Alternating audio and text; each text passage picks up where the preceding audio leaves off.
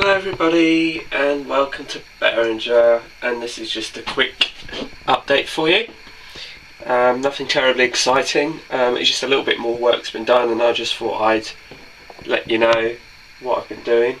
And basically, as you can see, this is what I was doing up to yesterday. I've got my little China clay wagon there as just doing a little bit of a test run. I've just swapped the lorry over because the lorry on this wheel, the wheels on this lorry actually rotate, so I could test it out, whereas the ones on the base lorry don't. Because I was just trying to work out, just playing with it basically to see the angles, and because basically I've been working since I last saw you. Obviously you'd seen me do this bit, and I've just added a couple of cars because I was also testing out the kind of route that the vehicles might take, or whether or not it was feasible to maybe park some cars there, or how I was going to do it. But I did some more work on the diorama here. So I've just added the retaining wall, grimed it up, added some tiles along the top, some clump foliage along the back, and believe it or not, my first tree for the layout. So it's been a long time in coming, so I've just done that. I'm not sure whether all the way along here I'm going to be doing the same, but basically it's just to sort of let you know that I've just been working on this little diorama, and I've sort of not quite completed it because I haven't quite done the back bit of it, but I was just sort of playing around with the idea of it. And I've also added this centre section, which is now glued in. It's slightly lower than the height of that, and the reason being is that I did try and raise it to the level of the rails, but obviously I then had to test the little wagon running across, and basically by raising it, it would catch on the hook here at the front.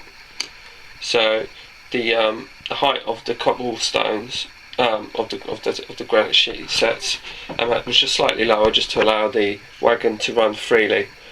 So that's no biggie, but just another little tip is just to make sure that when you're doing things like this that's so close to the rails, that you do have a test wagon or so, or test a few locos, just to make sure that they're not rubbing or fouling against either walls or buildings, and just they can run freely.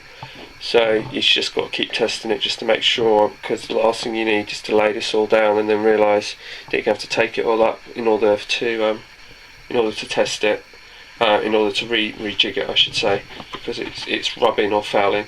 So I was testing it with this one. I also tested it with my tank wagon, although but to be truthful with you, the tank wagon won't really be used on this end of the layout, but it was just another wagon to hand, and it was another way of testing a different type of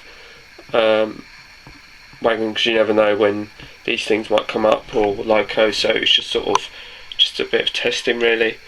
I haven't done anything with the station or anything like that, but that will come. I guess the next thing to do is basically to do some of the ballasting for this. But before I do any ballasting on this, I want to get some of these self-adhesive tufts that you can get. I think you can get them from eBay, and you just basically plonk them down, and you just basically just stick them down with the self-adhesive. So I'm going to be doing bits of those just dotted around the granite sets area, maybe some along the retaining wall, like there, and then some in between the rails and stuff like that. And then after, I can ballast the rails and start doing that bit of it. I will be doing a little video on the vehicles on this layout, because Kevin from Penwithers, and if you haven't seen his channel, please do, because it's an absolutely great watch as always, and it's very informative and very educational, and it's a great layout. And he'd asked me about this particular vehicle, and this particular vehicle is a Ford Iveco, and it comes from a German company called I think they call it Reitz or something like that.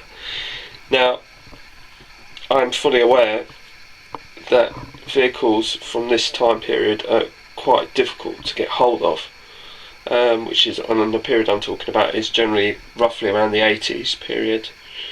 And I've got a few vehicles en route to me as we speak, and one is, I've got a couple of lorries on the way which are 80s lorries which I've managed to source. They're very difficult to get hold of.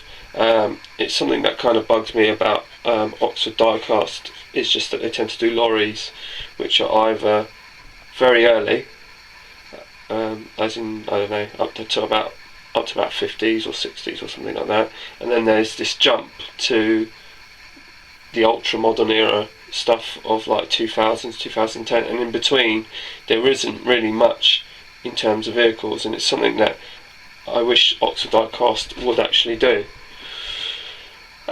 So it's quite difficult to source. Now this particular example is this Ford Iveco is a 187, which is a HO scale.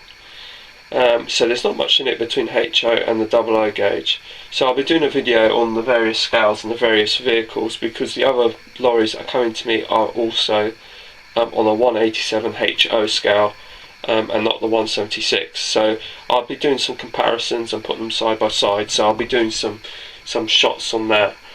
The other company to look out for is Herpa, and I think it's called Viking, or I think it's Viking, not Viking. I think there's also another company, and it's just trying to source vehicles is quite tricky, especially 80s vehicles, and you can actually sort of pay a bit of a premium for them. So I will be doing another sort of video on it as and when these vehicles do turn up, and then I can do some comparisons and things for you. So thanks for watching. Feel free to comment and subscribe as always, and I will speak to you soon. So bye for now.